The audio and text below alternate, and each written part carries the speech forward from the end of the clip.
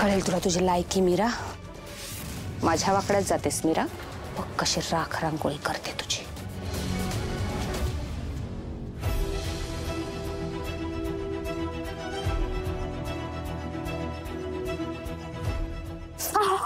आई गो पाय दुखतात ग. आई ग किती वेळ बसायचं बाहेर काय माहिती. वैशुवहिनी जेवून घ्या. ए मला नको तुझ्या हातचं जेवण. जाईत ना. राग माझ्यावर आहे ना, मग अन्नावर नका काढू. शहाणपणा करू नको जा जास्त. जा जा तुझं जेवण नकोय मला. चल निघित ना. चालते हो. झालं. आणि हो मी सलॉन उघडून देते तुम्हाला.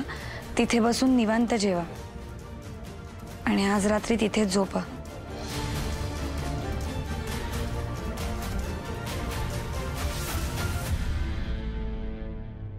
तुमचं अंथरूण आणि पांघरूण आणून देते. उरलेलं रॉकेल त्या सलूनच्या आतमध्ये टाकते. 5 मिनिटात सलून जळून राख होईल. माचीस आत्ताच तळमळायला लावतो मीराला. कुठे गेली माचीस? वैशुवहिनी माचीस शोधताय? काय पण काय बोलतेस? हेच शोधताय ना? नाही म्हणजे असं सगळीकडे उगाच रॉकेल ओतणार नाही तुम्ही. सलॉन जायची इच्छा आहे का? राम श्री राम श्री राम श्री. रॉकेलचा वास. गॅस चालू ठेवला का या बायकांनी? बापरे केवढ्या वेंदळ्या आहेत या. उमे वैशो अगं गॅस.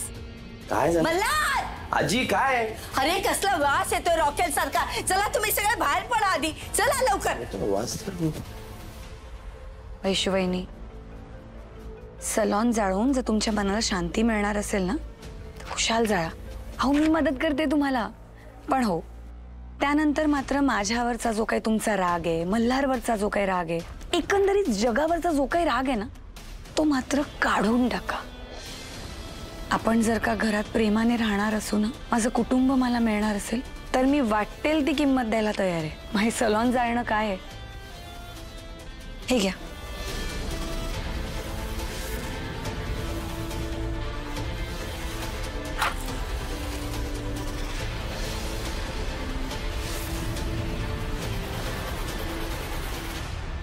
घ्या बहिणी पेटवून टाका. काय झालंय? हा थांबल्यात का? इच्छा पूर्ण करा.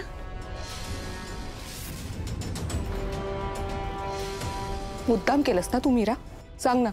सगळा प्लॅन होता ना तुझा? या सगळ्यांसमोर मला उघडं पाडायचं म्हणून घडवून आणलंस ना हे सगळं? का सतत मोठेपणा आवाज नको तुला? तुझ्यामुळे माझी वरदा लग्न करून या घरात नाही येऊ शकली. तुझ्यामुळे हे घर गहाण पडलं. तुझ्यामुळे हे मला डिवोर्स देतायत.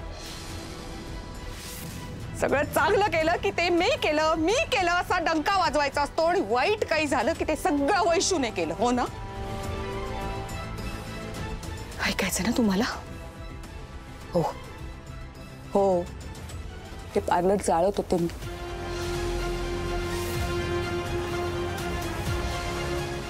जाळून राख करणार होते या पार्लरची. कारण या पार्लरच्या जीवावर ही मी जास्त करते.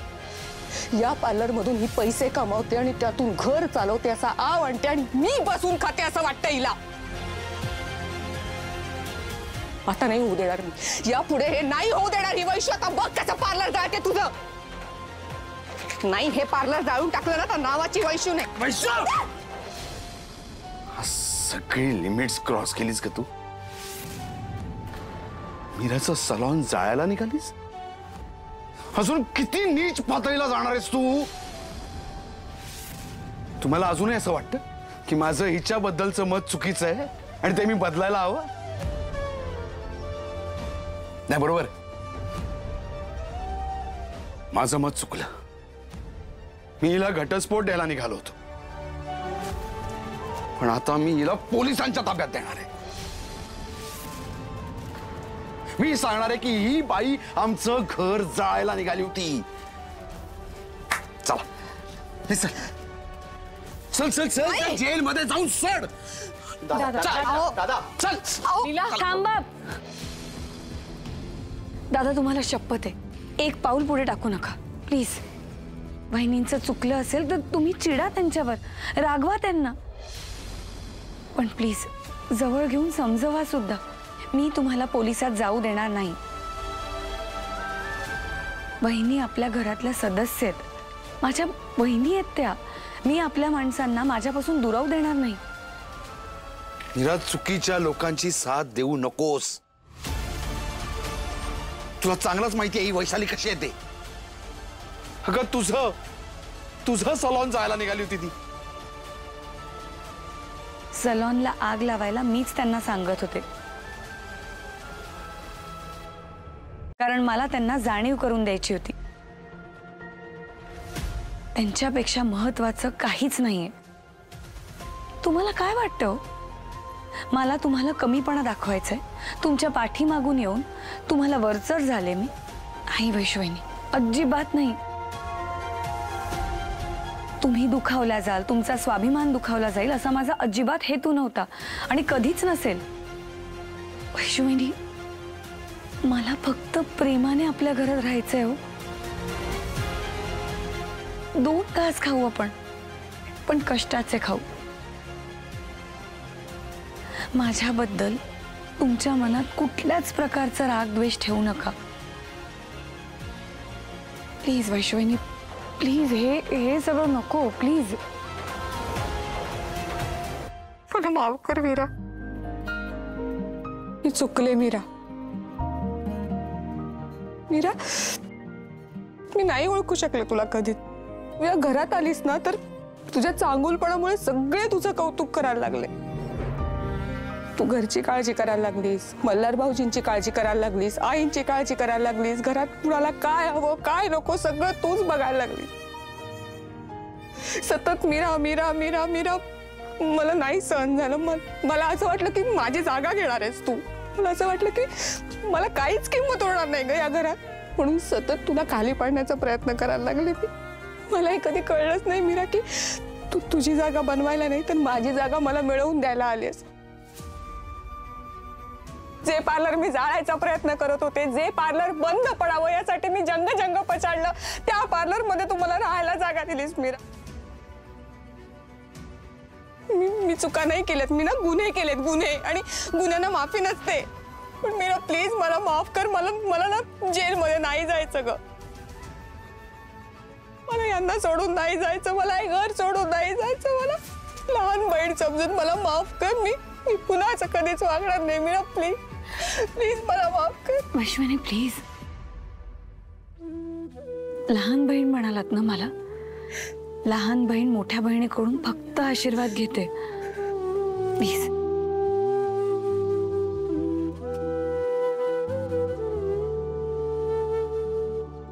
वैशू, बाळा, माणसाचा स्वभाव असतो म्हणजे आपल्या घरातली माणसं सोडून बाहेरची परकी माणसं आपली वाटायला लागतात. त्यांच्यावर जास्त विश्वास बसतो आपला.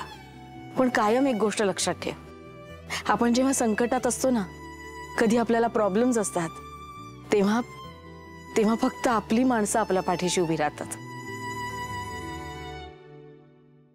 चुकले मी. प्लीज मला माफ करा. तुम्ही नेहमी मला सांभाळून घेतलं, नेहमी मला चांगले सल्ले दिले. मी कधीच ऐकलं नाही हो तुमचं आई. मी खरंच चुकले. प्लीज त्यावेळेला सांभाळून घ्या जसं नेहमी घेत आई. मी पुन्हा असं कधीच वागणार नाही.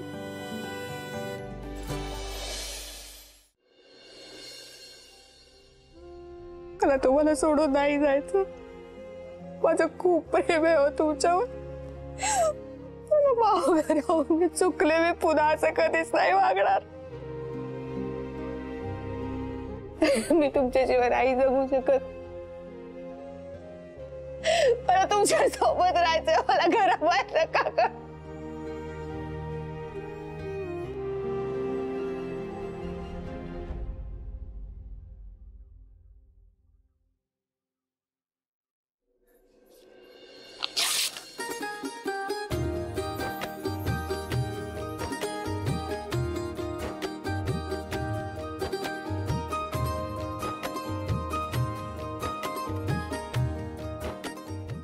वैशू, मी मीराकडनं शिकलो. आपली माणसं चुकली ना तरी त्यांना माफ करायचं. ते जर आपल्या जवळ येत असतील तर त्यांना दूर नाही लोटायचं.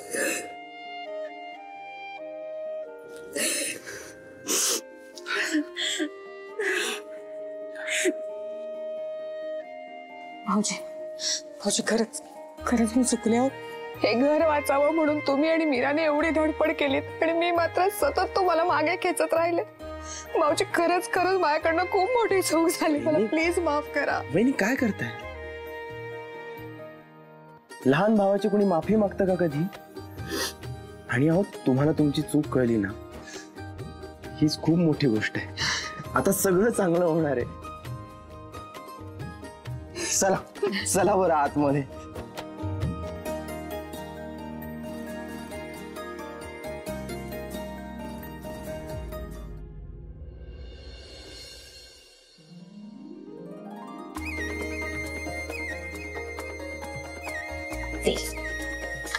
एकटीच करायचीच नाही आधी, आता मी मदत करते. थँक्यू वैश्वनी. थँक्यू ब्युटी म्हणालीस ना, असं घट्ट लावेल ना झाकण उघडता जाणार नाही नंतर.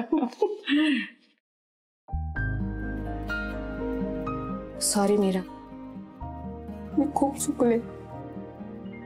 तुम्हाला जी हवी ती साथ दिली असती ना तर खूप पुढे गेलं असतं ग हे घर.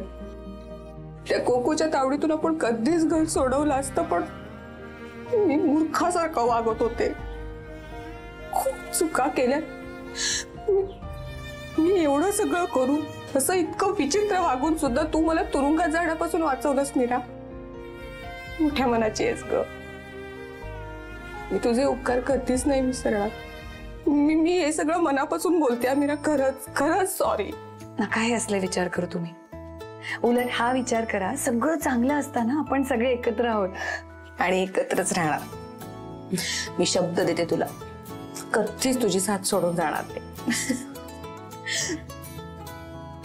बस आता फक्त एक व्यक्ती. बाबा नको काळजी करूस. मी आजींना सांगते त्यांना समजवायला. ते आजींचा शब्द कधीच मोडणार नाही.